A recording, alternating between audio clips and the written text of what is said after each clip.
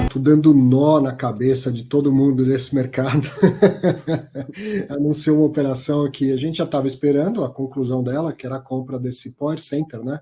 Posso dizer assim, lá em Taubaté. E tinha todo um caminho de uma alavancagem, de uma emissão de um CRI e tal. E aí, quando eu estou lá resumindo o fato relevante, eu falo, pera lá, mas o fundo comprou o shopping e comprou o CRI. Essa aí é novidade. Conta aí pra gente, Bruno. Primeiro fala do ativo, depois você explica essa compra do CRI. Boa. Bom, primeiro, boa noite já, né? A todos de novo. Sempre um prazer estar aqui. Cara, assim, bem simples, tá? Vou tentar ser até mais objetivo aqui. Primeiro, o ativo, a gente acho que já vinha falando já há algum tempo, é um ativo que a gente viu uma boa oportunidade ali no mercado de Taubaté, é um ativo que já tem uns 6 anos de concepção, mas ele patinou um pouco, ficou pronto numa hora um pouco complexa, só que ele tem uma ancoragem muito importante, né? Que é a Leroy Merlin, Uhum.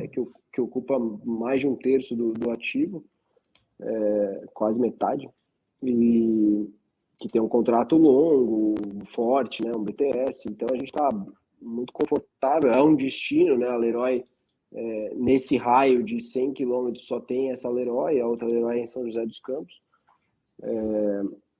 que também atende bem ali em São José, que é uma cidade muito grande que praticamente precisa, né, dela mesma. Então, vamos dizer, essa aqui atende boa parte do Vale da Paraíba. E a gente acha que dá para mudar um pouco o mix desse negócio e criar um valor importante aqui. A gente entrou num preço muito bom, abaixo de custo de reposição. Então, ou seja, a gente fica com dinheiro bom para investir no ativo, né? A ideia é essa. A gente vai colocar capital nesse negócio, a ideia é dar uma alavancada.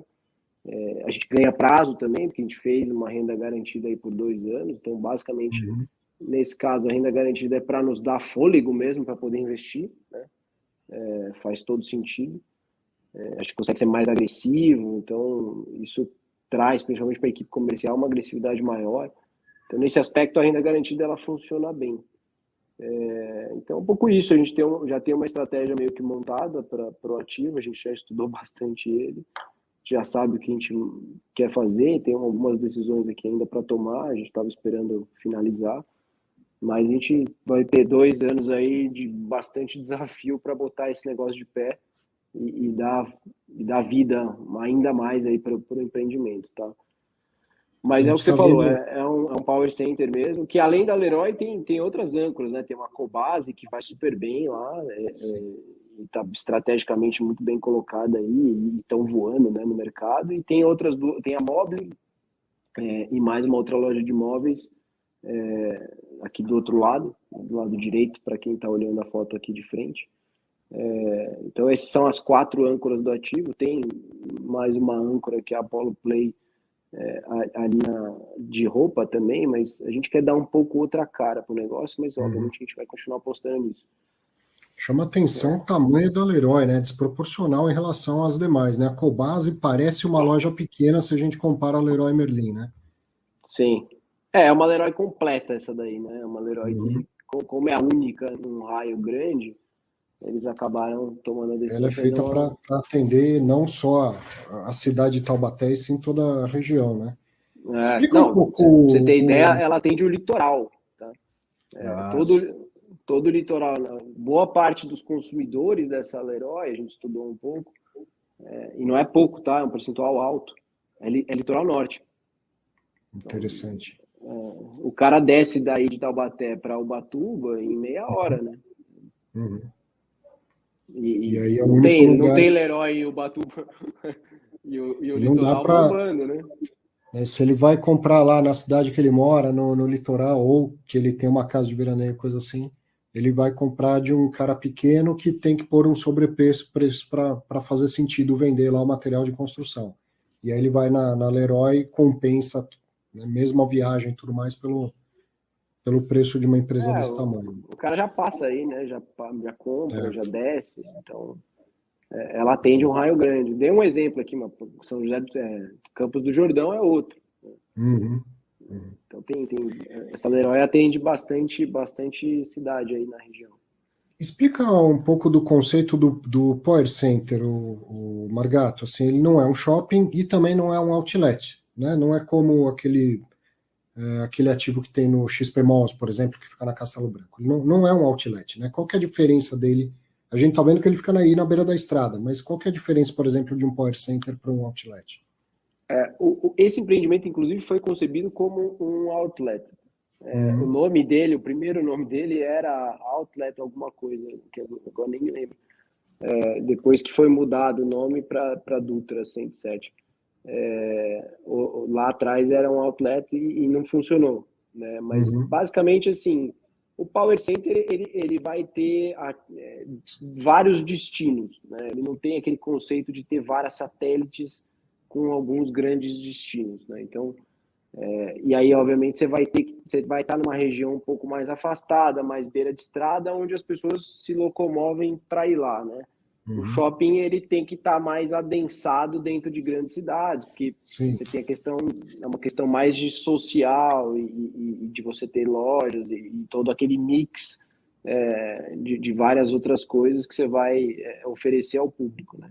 O Power Center não, é um conceito mais aberto de grandes lojas, né? Lojas acima de 1.000 metros, onde o cara vai fazer basicamente serviço, né? Então vai ter uma loja de bricolagem, uma loja de pet, loja de móveis, eventualmente uma loja esportiva, lojas grandes, né? Lojas, como é nos Estados Unidos, né? Para quem já foi, lá tem Sim. muito, né, esse conceito de Power Center, onde você tem lá 4, 5, 6 grandes lojas que você consegue resolver vários problemas ao mesmo tempo, né? Então você compra a tua bricolagem, ao mesmo tempo você compra a tua roupa, numa loja de departamento grande, você compra um teu móvel, alguma coisa do tipo, então ali você consegue resolver bastante problema. Aí, óbvio, você tem que ter uma alimentação e alguma coisa de serviço, né? Basicamente é isso, né? Você não vai ter satélite, né? Óbvio, você também não vai conseguir rentabilizar ela como um shopping. Então, isso aqui nunca vai ser Iguatemi, né? Você nunca vai ter um negócio que vai valer R$ 4.000 o metro, 40, né? No caso. Mas no preço, obviamente, você também não gasta o que você gasta para construir o Iguatemi, você não tem todo o gasto de marketing, etc. É um negócio que sozinho ele vai, né? Ou seja, já é um destino porque as âncoras já fazem esse processo, né?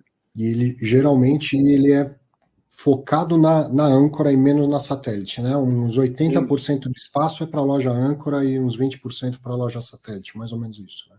É isso, até mais, tá? Mas assim, aí depende, mas depende do que você pode oferecer. Mas aqui no nosso caso a gente a gente não quer ter muito, bem power center mesmo, e o que vai ter de satélite é serviço. Então, porque é um negócio de beira de estrada, a gente não acha que faz muito sentido pulverizar aqui e ter lojas pequenas, que a gente também não vai conseguir rentabilizar, entendeu?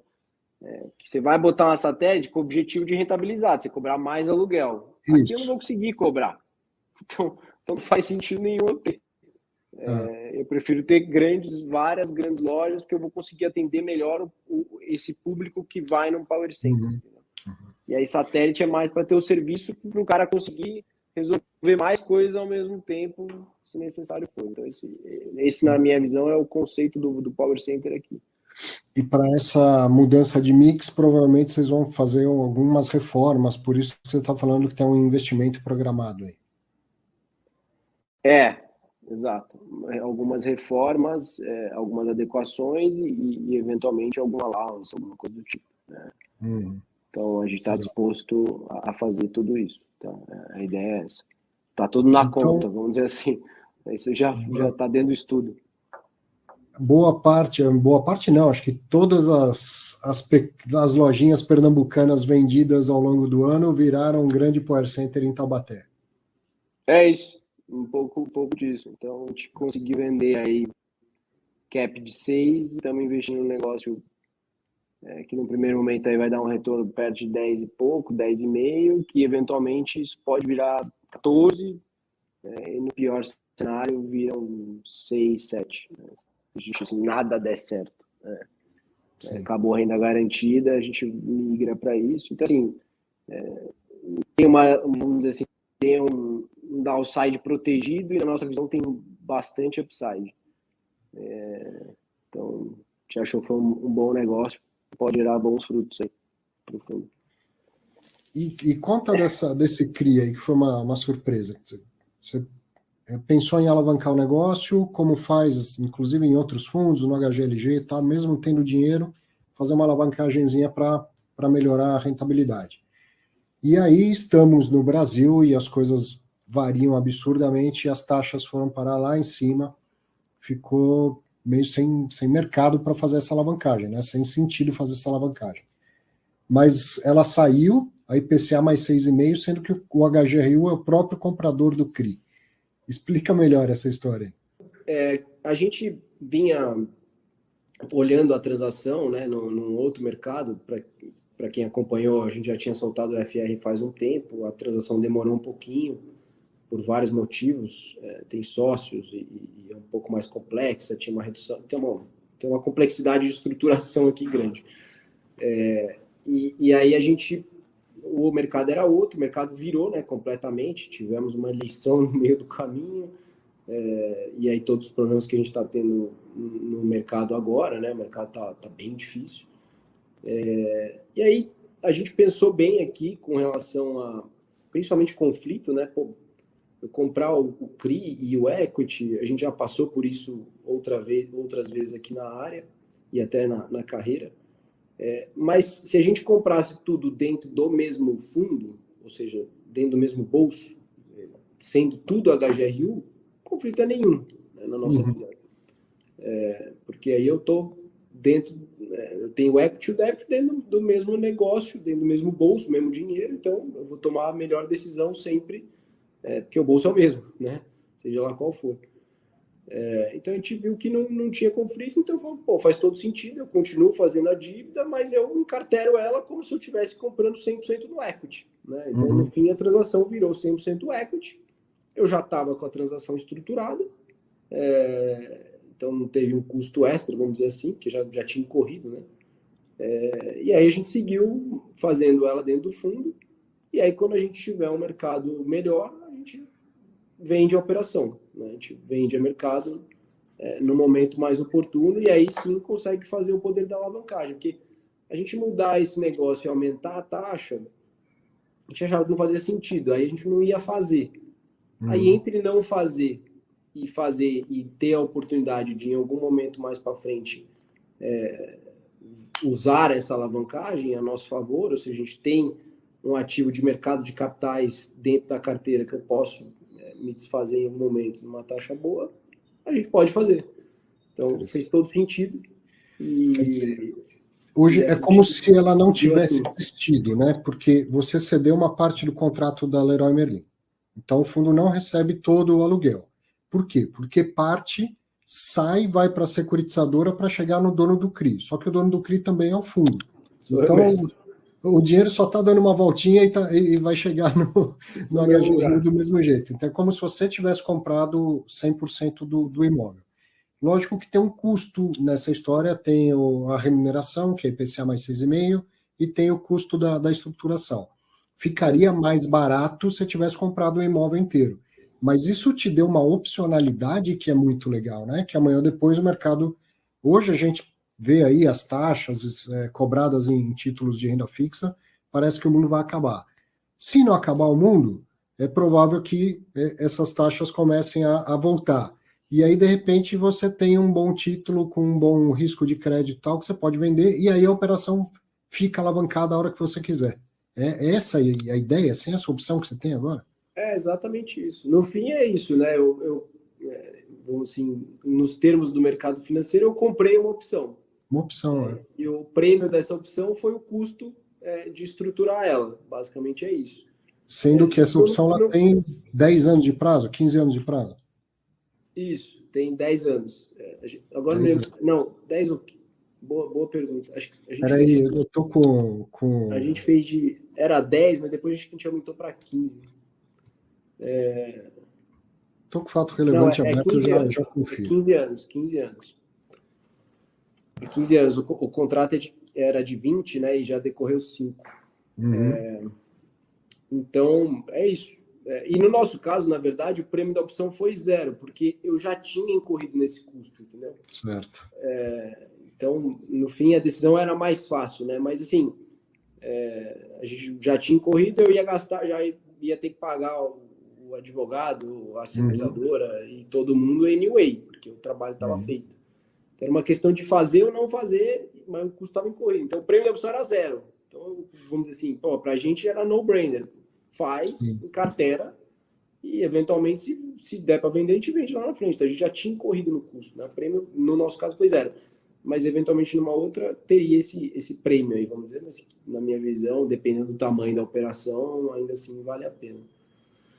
Então, agora, dependendo da situação no mercado, mais para frente você vende no empate, vende tendo um lucro, ou ainda numa situação ruim que você precise vender um ativo, você tem um ativo líquido mais fácil de vender do que um imóvel, que é o CRI, né? Exato, é isso. Você pode até vender uma parte do CRI, não precisa vender o CRI inteiro. Perfeito. Só lembrando que quem fez o CRI foi o vendedor, né? Então, a gente já comprou a operação alavancada, né? Ou seja, o contrato de locação cedido, etc. Mas, então, também mas isso esse negócio. Essa opção só tem agora, né? Eu não consigo ter ela nos próximos 10, 15 anos, porque uma vez comprado o imóvel, acabou. Você não dá mais um imóvel em garantia, não conseguiria uma taxa desse. E a gente tem um contrato muito bom, né? Porque o risco de crédito do Leroy é muito bom. Então, sim. Em qualquer momento do tempo, a gente consegue, vamos dizer assim, ela é líquida, né? Então, não é qualquer deal que você conseguiria fazer isso, mas para esse tipo de operação, acho que faz todo sentido fazer o que a gente fez. Né? Muito legal mesmo. Cara, obrigado. Quem sabe ainda tem mais um fato relevante aí, mais uma venda, mais uma compra para a gente gravar antes do final do ano, mas de qualquer maneira, que belo ano, né? Encerrando muito bem o ano com HGRU, Não, o ano não acabou, não. Tem mais fato relevante? Ainda espero eu, semana que vem, te surpreender, vamos ver. Tomara. Rapidinho, o HGRE teve... Natal aqui, né? O HGRE teve uma venda lá no Rio de Janeiro. Você acompanhou? Consegue falar uns minutinhos dela? Venda de quem? Do HGRE lá no Rio de Janeiro. Consigo. Uma venda simples. A gente... É mais o Augusto que toca, né? Mas, obviamente, a gente toca tudo junto aqui. A gente fazia todo sentido para a gente vender. É um ativo pequeno, né? Ou seja, é uma posição num prédio que a gente gosta, um prédio muito bom, um dos melhores prédios do Rio de Janeiro, para quem conhece, tanto em posição como em aspectos técnicos também. Mas é um prédio que a gente não conseguia crescer, ou seja, ele é muito pulverizado, as lajes foram vendidas mesmo pulverizadamente, então tem muito dono, você não consegue comprar e ter uma posição relevante no ativo. Então, e não fazia uma posição de 25 milhões, que a gente não consegue crescer, não consegue ter uma predominância no ativo, não consegue fazer nada. Sim. Então, para a gente, assim, faz todo sentido. Não faz sentido eu carregar esse tipo de ativo dentro de um fundo de 2 bi. E no momento, para a gente, é super positivo fazer liquidez. No momento atual, a gente vendeu, na minha visão, bem, tanto em metro quanto em cap, a gente consegue reinvestir isso melhor. O fundo também está no momento que precisa de ter mais caixa para, eventualmente, oportunidades e ter também caixa dentro do portfólio, o fundo está apertado. Então, fez assim, todo sentido para o portfólio como um todo a venda, tá? Independente da qualidade do ativo, que na nossa visão é muito boa também. Legal. Tá bom, então vou torcer para a gente falar esse ano ainda. Tomara que tenha mais fatos relevantes aí no Credit Suisse. Tomara. Valeu, a HGRU vai até dia 30.